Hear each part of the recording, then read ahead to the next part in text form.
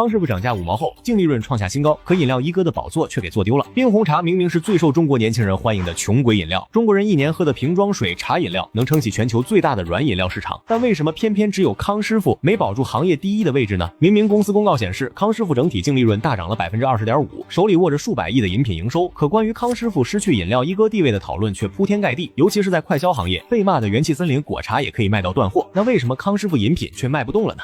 ？20多年前，康师傅冰红茶、绿茶首次给年轻人带来了瓶装快乐的概念。不久之后，统一的茶饮系列也跟上来了。在经过各地经销商的疯狂铺货和渠道地毯式轰炸之后，筛选下来的两脚兽们将喝饮料这一件小事发扬光大，形成了中国最早的瓶装茶饮乳业。当时康师傅被消费者选中的主要原因是量大还便宜。对于一群没钱的年轻人来说，尽可能缩减饮品消费成本是第一要义。然而20几年过去了，现代年轻人对茶饮巨头依旧是这点要求：量大、管饱、不贵。而这么多年来，康师傅丢掉龙头宝座这件事的矛头全指向涨价，当然不公平，但最大的根源还得从涨价说起。康师傅从2023年11月起对茶果汁系列进行了大规模提价，先是2024年1季度，旗下1升装的茶果汁饮料正式迈入提价节点，冰红茶、绿茶、茉莉蜜茶等当家产品建议零售价由4块涨到4块5，再到5块，推出新包装，瓶身直接印上建议零售价5元字样。随后涨价风继续蔓延到500毫升装以上的各种茶饮系列。管理层曾公开表示，1升装的冰红茶卖4块太便宜了，但卖4块5可以改善好几个点的毛利率，并将进一步计划将500毫升冰红茶从3块向3块5靠拢。就凭直觉思考，这种几毛钱或者1块钱的差异，在一个年营收超500亿的巨型企业账面上，确实能带来利润上的漂亮修复。2022年到2025年4年间，康师傅饮品毛利率分别为31.95%、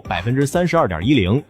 35.3%和37.5%。管理层在业绩报告时做出了相当清晰的表态，不会把涨价后的价格调回来，而且认为方向是对的。这看起来无比坚定地站在了利润的一边。后果很快显现，有经销商反映，康师傅核心大单品提价后，部分超市、冰红茶等产品销量下降约1/3。康师傅管理层在中期业绩会上也承认了，500毫升装冰红茶销量都持平，但1升装的销量出现了衰退。市场渠道全面萎缩后，康师傅最后使出了一个陈年老招，重启再来一瓶。时隔17年后，康师傅冰绿茶在新包装的大规模促销中推出再来一瓶活动，试图把冰红茶巅峰时期那种开盖即赢的快乐感重新拉回来。可惜的是，这一活动很快引来大量食品安全争议和消费者投诉，多地消费者开盖中奖后根本找不到可以兑换的终端店，商家一提到再来一瓶4个字就摆手推诿。当品牌不得不靠20年前的老促销来挽回销量时，其实已经说明涨价这块补丁非但没堵上窟窿，反而让自己漏得更狠了。所以康师傅饮品业务为什么越涨价越赶不上年轻人的需求了呢？对内看是因为康师傅引以为豪的传统组织基因没有打造出真正符合新消费期待的彻底差异化新品，但其实最大的问题就是康师傅整个饮品产品线的抗风险结构出了问题。看财报，碳酸及代理的百事系列竟然成为了康师傅2025年饮品版图中唯一实现正增长的品类，收入达193.12亿元，同比增长4.8%，而自己公司研发的核心品类无一例外都在下滑。茶收入206.0亿元，减少近11亿元；水收入47.1亿元，减少3.1亿元；果汁收入55.0亿元，减少9.8亿元。也就是说，去年在碳酸饮料赛道的拉动增幅，并非康师傅的产品力提升带来的，而是代理的产品在市面上表现红火，与自家的研发能力毫无关系。尽管康师傅凭借无糖茶尝试推进产品线迭代，但在声量和市场份额上，产品跑出圈的速度还是远远不够抗衡新品牌。归根结底呢，就是商家若长期吃透一个单一爆款的红利，而忽略了市场风起云涌，需求日日更新，那就只是一时安稳，注定颠簸。如今的康师傅面对的不仅是丢了一哥头衔的现实之痛，更是行业品类不断洗牌中能否找回那股既能撬动市场又有扎实根基的饮料力的艰难抉择。